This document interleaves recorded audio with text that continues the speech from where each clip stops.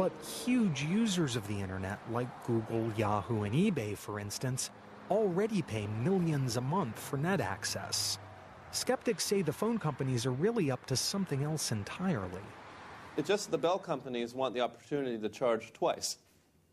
They want to charge for Google to connect to the network at all, and then they want to charge another price to reach their consumers.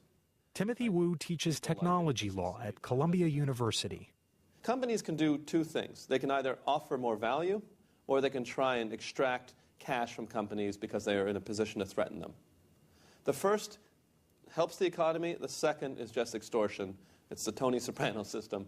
You know, it's like a protection racket, and it's not an economically productive activity to toll booth companies because you happen to have the power over the gateway to do so. Wu says the phone company's plan would strike down the most important rule of the internet in place from day one. That once you're online, it's like being on a highway. The speed limit's the same for everyone, and you can go just as fast as anyone else. But not under the phone company's plan. Let's say Verizon is running the internet toll booth in your neighborhood and Yahoo and Google are lined up to pay.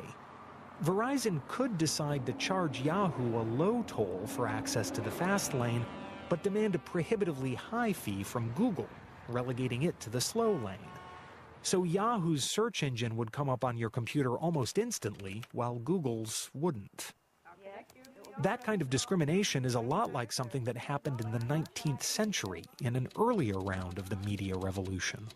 Write on a telegraph blank, and your words appear by modern magic on paper thousands of miles away.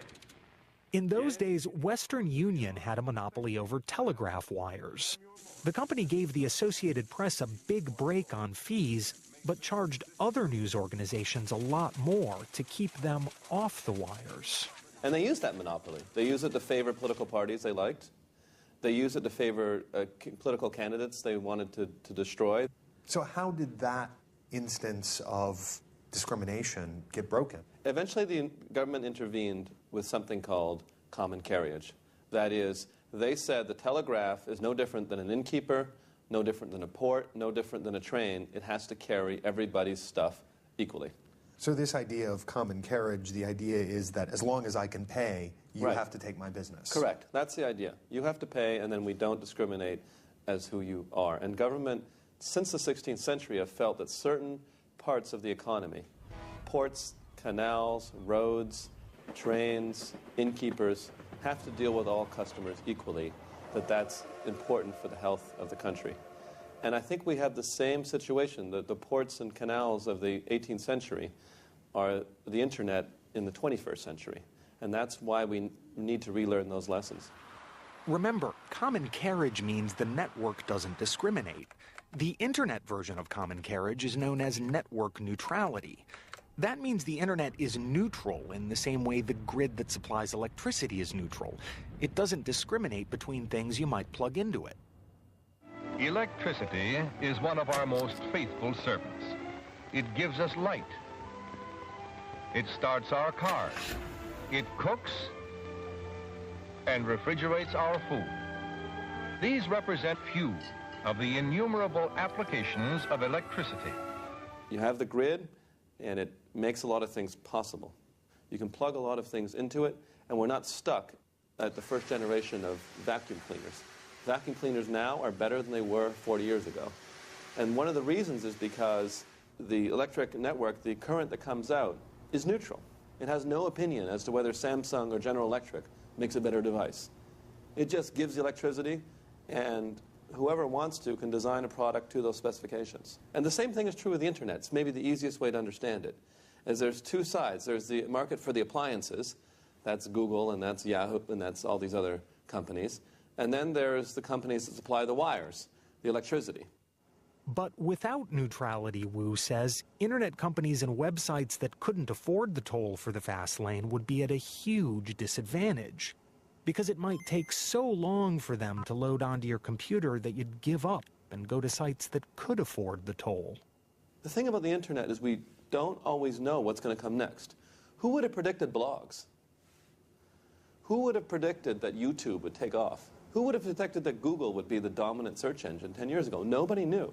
And one of the reasons that all these things keep showing up is because the whole world has the chance to show up and try and create a new application. Those new ideas were possible because until recently, the federal government played traffic cop and enforced net neutrality rules.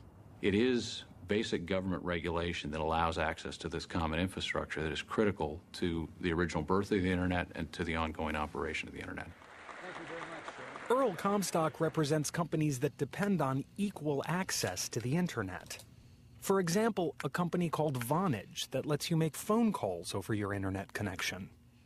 So my companies would be hurt because without that right to interconnect, we're unable to provide service to customers, and that then diminishes competition, which means higher consumer prices, less innovation, and fewer choices.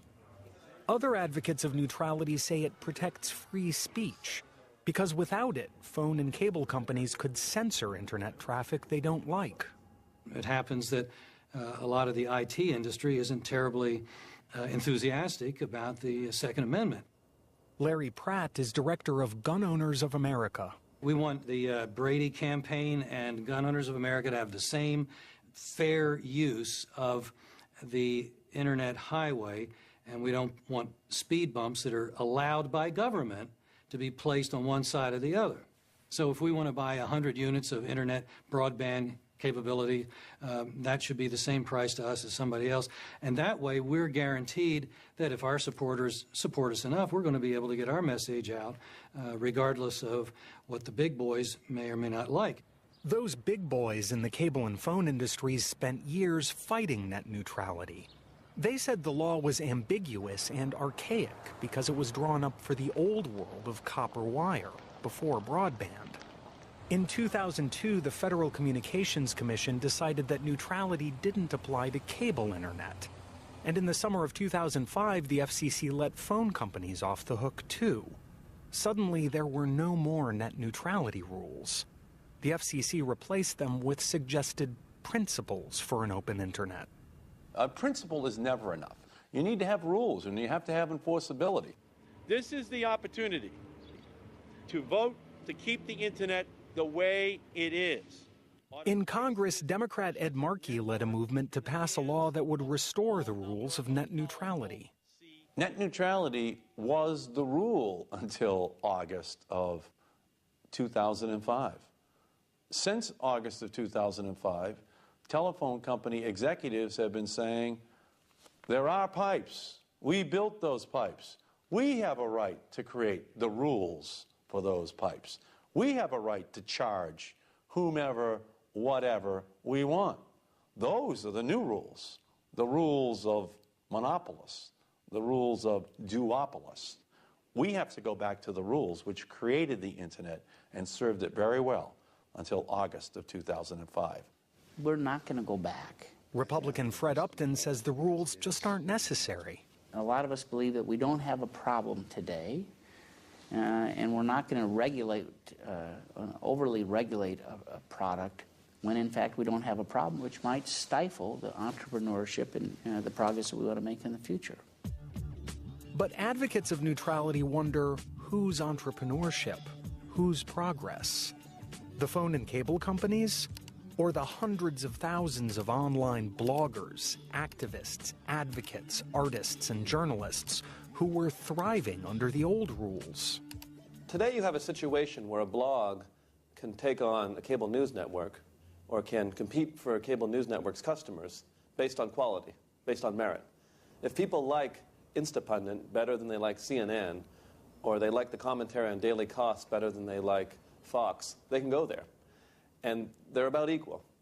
I mean, they have more money, but they're about equal. And often you find out that a successful blogger will have more customers and more people watching than CNN Crossfire. This is because the network isn't discriminating, isn't picking favorites. In a network that picks favorites where one is faster, where the other is blocked or harder to reach, that favors the entities that are established, that can pay the companies, and ultimately changes the entire information environment. It sounds like what you're saying is that we'll have sort of the same media that we had in the pre-internet age. In other words, not as open a forum. I think that's right. I think we'll go back to the way the things have always been, which is to say a couple entities with the resources to do so will have more access to consumers.